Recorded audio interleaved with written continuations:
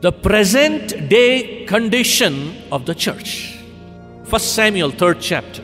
And the child Samuel ministered unto the Lord before Eli. And the word of the Lord was precious in those days, and there was no open vision. Another translation says, the word of the Lord was very rare. Point number 1. There is a lot of preaching these days. There are a lot of meetings, a lot of events happening, lot of conventions, lot of training programs, a lot of conferences. But to tell you the truth, the word of the Lord is very rare. Very few preachers and pastors have the word of the Lord. They have lot of preaching, lot of messages, lot of study. They have so much stock. And everywhere you go, you see lot of preaching going on. Through TV you hear preaching, radio you hear preaching, through media lot of preaching is there.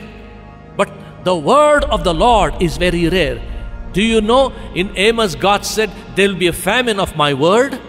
Actually, we are living in those days where there is real famine of God's word, genuine word, pure word, unadulterated word, word without mixture. There are very few people who speak the heart of God, and very few people who speak the heart of God for the present time. All speak godly thoughts, but very few speak God's thoughts. Why was the word of the Lord very rare?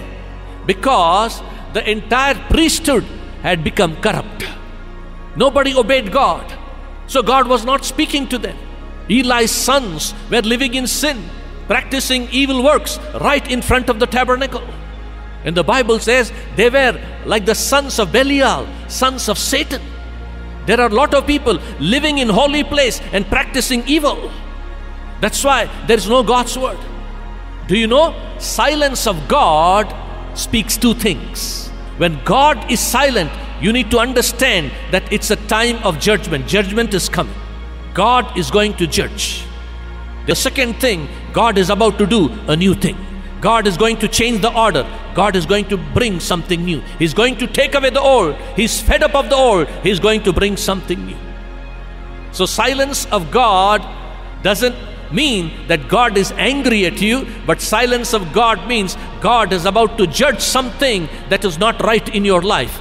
And God is still compassionate and merciful. Something that is troubling you, something that is not right, something that is not in order, God is about to judge that. God is about to break it. God is about to destroy. And God is about to bring His new life into you. New order in our midst. Eli's sons didn't know the Lord. They were priests. They were taking care of the ministry. They didn't know the Lord. They were making money and they were after women. Today there are so many places where people are making money. People are consumed with lust. That's why no word of the Lord. General ministry is going on. General preaching is going on. But no word of the Lord. Luke 3rd chapter. The word of the Lord came unto John, the son of Zacharias, in the wilderness. 7 great people's names. The word of the Lord passes all these big people, goes over them, and then goes to the wilderness. There in the wilderness is one man crying out to God, and the word of the Lord comes to John, the son of Zacharias, in the wilderness. All these big people were in the palace, enjoying prosperity, enjoying abundance, enjoying life, and some were religious high priests. But the word of the Lord didn't go there. The word of the Lord went to this ordinary man who was in the wilderness crying and crying. The word of the Lord came to him. While all these churches are having big time and big events and lot of things are happening, the word of the Lord, I feel, is crossing all the big people in the religious circle, all the big leaders. The word of the Lord is crossing and searching and going into the wilderness to see who is that person who separated himself for me, crying out before me day and night, God have mercy, God have mercy, God have mercy. Fill me with your fullness, fill me with your Holy Spirit. I want you to touch me, I want you to use me, I want to be filled with the Holy Spirit. I want to be your mouthpiece, Lord. I want you to work through me, Lord.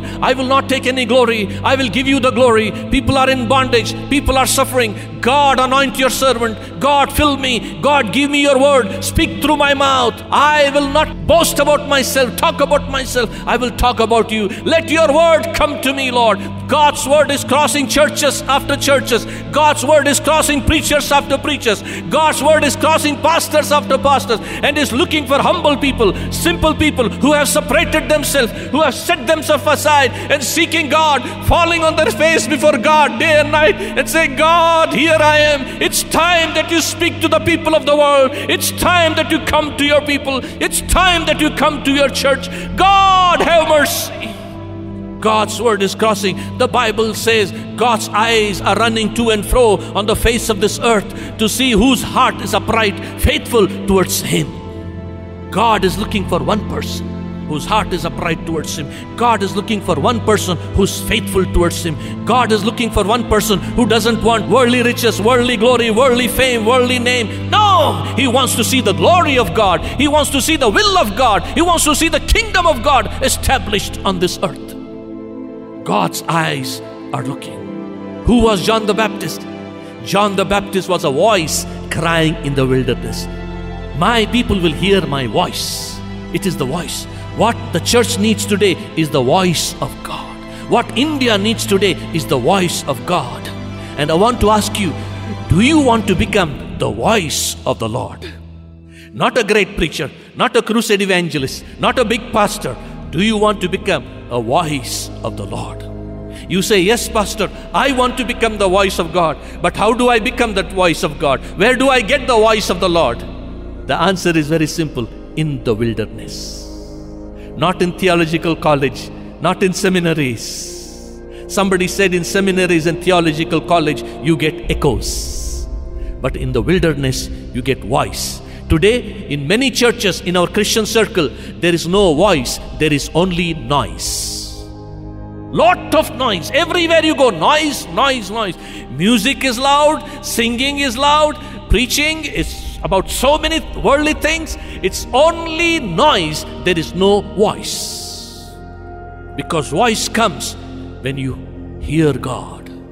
It is the voice of the Lord crying in the wilderness. Do you want your church to be a voice of the Lord? Do you want to be the voice of God in the last days? Everybody will not like you. You may not become popular. You may not become prosperous. But millions will come to the Lord. John the Baptist was an ordinary person. He was not prosperous. He lost his head. But whole nation came, repented, came to the Lord. You may not get much money, but you'll have the voice of God. The heaven will smile on you. The word of God was very rare. Lot of blessing messages there. Lot of other messages are there. No voice of the Lord. Let's go back to John again. And once he got the voice, he came into all the country about Jordan, preaching the baptism of repentance for the remission of sins. I will tell you the truth. True preaching always has the word, repent, turn to God, turn to God. God wants to forgive you. God wants to give you new beginning. Turn to God. That is the message. And today you go anywhere, you only hear, God will bless you. God will give you this. God will give you that. God will prosper you. You will get a green card. You will get visa to this country. You will get a flat. You will get house. You will get cars. Thank God for all these things. But tell me, what is God's word for me? You're only telling me about the blessings. God's word for you is repent. Turn to Him. Live for Him. Prepare yourself to meet your God. Prepare yourself. John the Baptist was preaching and he was saying, come on, prepare, repent, make the way straight. Every mountain shall be brought low, every valley shall be filled. The highway of the Lord will be prepared. Come on, the Messiah is coming. Prepare yourself. The Lord is coming. Prepare yourself. Repent. Prepare yourself. That is what John the Baptist preached. The word of the Lord came to him. Now listen. Do you want to know what is the word of the Lord in these days? Again, it is the same word. Prepare yourself. Repent. Jesus Christ is coming again. Prepare yourself. Repent. Jesus is coming soon. Prepare yourself to meet your God. Prepare yourself for the millennial kingdom. Church, why don't you preach this? Come on, prepare people for the millennium. Prepare people for the Lord's return. You are making them lost in only temporary blessings. Prepare them for the Lord's return.